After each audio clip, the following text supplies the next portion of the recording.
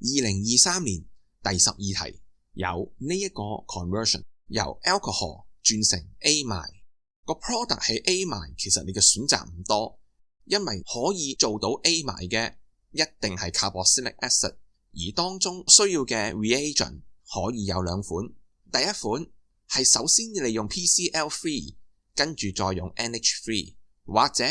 react with ammonia then heat， 兩個方法都得，但係先後次序要寫得好清楚，好似熒光幕所展示嘅咁。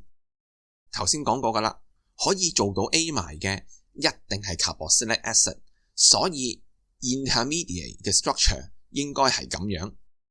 最後點可以由 alcohol 演變成我哋需要嘅 carboxylic acid 呢？就係通過 oxidation， 用 acidified dichromate solution 又得，用 acidified potassium permanganate solution 都得，加熱就可以啦。